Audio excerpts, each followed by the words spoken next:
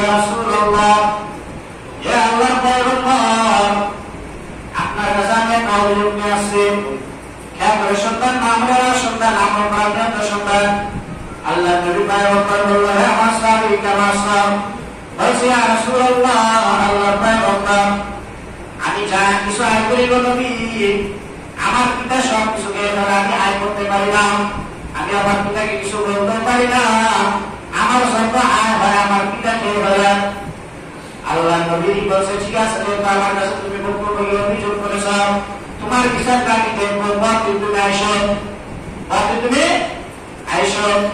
আল্লাহর কাছে এই ঘটনা ভালো লাগলো না। আল্লাহ জিবরাইল সাল্লামকে পাঠায় দিলেন, হে জিবরাইল যাও, আমার নবীকে গিয়ে বলো, যে সাহাবী আল্লাহ রাসূলের কাছে অভিযোগ দিয়েছেন, ওই সাহাবীকে পাশে রাখবে। আর যে সাহাবীর মাথার ব্যাপারে অভিযোগ দিছে, ওই মাথার সাথে আল্লাহ নবী যাতে একটু সাক্ষাৎ করেন। কি করেন? একটু সাক্ষাৎ করে যাতে এই বিষয়টা দেয়। জিবরাইল সাল্লাল্লাহু আলাইহি ওয়াসাল্লাম বললেন, ইয়া রাসূলুল্লাহ, আল্লাহর পয়গম্বর, আপনি যে সাহাবীর কথা শুনে বলছেন আগামীকাল বিচার করবেন, আপনি আগামীকাল বিচার করেন, ঠিক আছে, কিন্তু আগে ওই সাহাবীর মাথার কাছ থেকে কিছু অভিযোগ আপনি দিবেন, নেওয়ার পরে এবার সালাম দিবেন। ভালো করে শুনবেন, পিতার ব্যাপারে ছেলে অভিযোগ দিলেই বিচার করা সরাসরি জায়েজ না।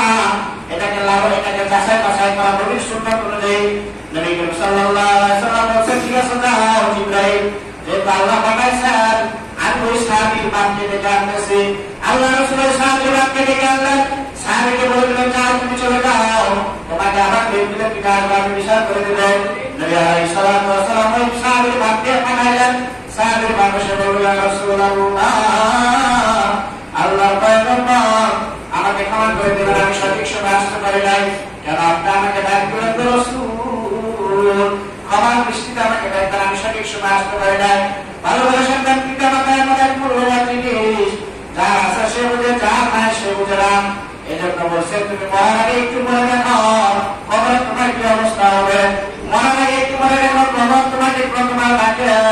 নবী করিম সাল্লাল্লাহু আলাইহি ওয়াসাল্লাম যখন পিতাকে ডাকলেন, যখন এসে বলল, ইয়া নবিয়াল্লাহ, কিসের জন্য আমাকে আপনি ডাকলেন?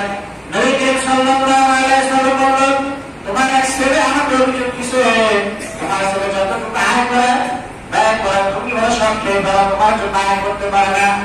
এজন্য এই বিচার করার জন্য আমার থেকে বসে, এজন্য তোমাকে রাখছি, তোমার কোন অভিযোগ আছে কিনা, তুমি কি বাস্তবে কি তোমার ছেলে সব আয় তুমি খেয়ে ফেলা কিনা? নবী করিম সাল্লাল্লাহু আলাইহি ওয়াসাল্লামের সামনে ওই পিতা কেঁদে বলল, ইয়া রাসূলুল্লাহ, সে এই কথাটা আমাকে আরো কয়েকবার বলছে, এখন সে আপনাকে অভিযোগ করছে, আমাকে আরো 2-3 বার বলছে, আমার জন্য কিছু আছে, আমি বলো সব খেয়ে ফেলি রাসূল, কিন্তু তাকে যে 30 বছর 25 বছর আমি লালিত পালিত করছি রাসূল, আমি কি কোনোদিন আপনার কাছে অভিযোগ দিছি কিনা যে বাচ্চা আমার সব কিছু খেয়ে ফেলা দিছি কিনা? বলছে না, কোনোদিন দেওয়া নাই। বলছে ওই ব্যক্তি যখন আমাকে কয়েকবার বলছে, তোমার কারণে আমি আমার সন্তান সম্পদ রাখতে পারি না, সব কিছু খেয়ে ফেলাম, এই জন্য আমার মনের ভিতরে কষ্ট বইখান থেকে, কিন্তু আপনাকে অভিযোগটা দিছে রাসূল, এই জন্য আগে আরো বেশি কষ্ট পাইছি।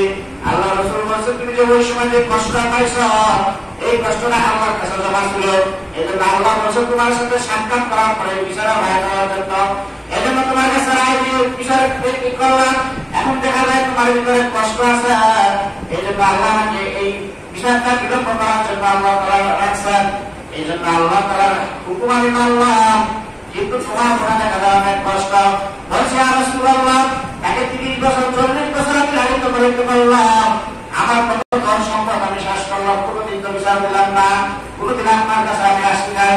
সে কয়েকদিন যাবত কিছু টাকা কামাই করে বউ স্ত্রীকে সে খায়, তার ঘর থেকে আমি কিছু খাওয়ার কারণে আপনার কারণে আমি তাকে ধ্বংস করে ফেলতেছি। ইয়া রাসূলুল্লাহ, ইয়া হাবিবাল্লাহ, আমার কোনো দরকার নাই, যা বিচার করার করে দেন, আমার কোনো কষ্ট নাই। যখন কষ্ট ছিল ওই সময় আমি আল্লাহর কাছে বলে দিয়েছিলাম। নবী করিম সাল্লাল্লাহু আলাইহি ওয়াসাল্লাম বলছে, যাও তুমিও চলে যাও, এমনদিন তুমি আমার তোমার ছেলে আসবা, উভয় তোমার যখন তোমার আসছে আল্লাহ তাআলা কেমন ভাই সালাম করে দিলেন। দেখেন, পিতা মাতা এমন এক মূল্যবান জিনিস, যে যখন কয়েকদিন পরে উভয় ছেলে এবং পিতা যখন আসছে, আল্লাহ তাআলা জিবরাইল সাল্লামকে ওই মজলিসের মধ্যে পাঠাইলেন। আল্লাহ তাআলা ভাই সালাম করে দিলেন। হাদিসের ভাষায় আল্লাহ তাআলা সালাম বলেন, ফাইন্নাকা মা'আ রাসূল। হে সাহাবীরা শোনো, জিবরাইল আলাইহিস সালাম আল্লাহ নবীকে কানে কানে বলেন, হে আল্লাহর রাসূল, আল্লাহর ফয়সালা আল্লাহ হাদিসের মধ্যে বলেছে ফাইন্নাকা মা'আ রাসূল, আপনি বলে দেন এটা সালাম দিয়া দেন। আল্লাহ নবী বলে দিল, হে সাহাবী শোনো, ফাইন্নাকা মা'আ রাসূল, হে সাহাবী, যে সাহাবী তুমি নালিশ করেছিলা তোমার বাবার ব্যাপারে, শোনো তোমার অভিযোগের বিচার করে দেই। ফাইন্নাকা মা'আ রাসূল, এটা আমার বিচার না, আল্লাহ আসমান থেকে করে দিয়েছে। তুমি যেই জায়গা উপার্জন করো, মরার আগ পর্যন্ত যেই জায়গা উপার্জন করবা, আল্লাহ বলেছে ফাইন্নাকা মা'আ, তোমার যে বার ওয়ানা শোনা, তুমি যে দিছে, তুমি যে নিজে তোমার যে 3.5 হাত দেওয়া, তোমার দেহ তুমি যতটুকু কামাই করবা, উভয়টাই তোমার বাবার জন্য। বলুন সুবহানাল্লাহ। কি ভাষা বললেন? ফাইন্নাকা মা'আ রাসূল, তুমি যেই টাকা উপার্জন করবা মনে রাখতে হতো সমস্ত টাকার মালিক তোমার বাবা, এবং তোমার যে 3.5 হাত গরিব আছে এই গরিব মালিকও তোমার বাবা। অর্থাৎ যেই ব্যক্তি যে কোনো জিনিসের মালিক হয় সেই খেয়ে ব্যক্তিরা অপচয় হয় না। এখন বুঝছেন, যেহেতু তোমার মালের মালিক তোমার বাবা, যেহেতু তোমার মালের মালিক তোমার মালিকও তোমার বাবা, অর্থাৎ এখান থেকে খাইছে, এটার কোনো কিনা অপচয় নাই, এটা কোনো কি ধ্বংস হয় না। আমার তো সাধারণত আমি কাজ করছি, আমি কি খাই নাই, আমার কিছু করতে পারবো, কিছু করতে পারবে, কিন্তু ফরাক আমি খাই বলি তাহলে আমাকে বলতে পারবে। আল্লাহ তাআলা বলছে ফাইন্নাকা মা'আ রাসূল, তুমি যে উপার্জনটা করতেছ এটা তোমার মায়ের তোমার নানির তোমার থেকে বড় কষ্ট দিলেই তো করতেছ। যদি তোমার বড় চিন্তা করতে পারে তো অধিকার চাইতে লাগে।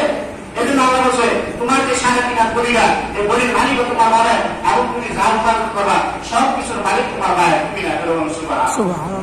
কোথায় থেকে আসছে? আসমান থেকে আল্লাহ করে জিবরাইল আলাইহিস সালামের মাধ্যমে আল্লাহ নবীকে বলে দিলেন, আল্লাহ নবী ফয়সালা দিয়ে দিলেন, যাও, পৃথিবীর এমন কোন সিস্টেম নাই যে পিতা মাতা, পিতা যখন ছেলেকে মেরে ফেলে তো এর বিপরীত কোন জিজিয়া আসে না। পিতা ছেলেকে মেরে ফেলে, ছেলের পরিবর্তে পিতাকে মারা যায় না, কারণ ছেলের মালিক হলো পিতা। আর কেউ যদি একজন ভাই আরেকজনকে ভাই মেরে ফেলে তাহলে তার পরিবর্তে তার জান নেওয়া জায়েজ আছে, কিন্তু পিতা যদি ছেলেকে মেরে ফেলে তাহলে ছেলের পরিবর্তে পিতা তার জান নেওয়া কি জায়েজ নাই। যেহেতু আল্লাহ রাসূল বলেছে ফাইন্নাকা মা'আ রাসূল, তোমার মালের মালিক হলো তোমার বাবা, তোমার মালিক হলো তোমার বাবা। সুবহানাল্লাহ। তাহলে কত সুন্দর ভাষা। তাহলে বুঝা যায় হাদিস দ্বারা আমরা যে সন্তান আছি এগুলি হলো আমার মায়ের অবদান, আমার মায়ের কি অবদান। তাহলে আমরা ছেলে, তাহলে আমরা কি ছেলে, এই ছেলের শরীর বাবার অবদান, আমার ইনকামের সবল কি বাবার অবদান। এই জন্য বাপ মার সঙ্গে আমরা কি করবো না, বেয়াদবি করবো না। যেহেতু আসমান থেকে এই ভাষা আল্লাহ তাআলা দিয়ে দিচ্ছে যে কোনদিন পিতা খালি এক কাম করে দিচ্ছে যে আমার ভাই আমার সম্পদ শেষ করে, আমি যা উপার্জন করি খাইয়ে দিতে না শেষ করে।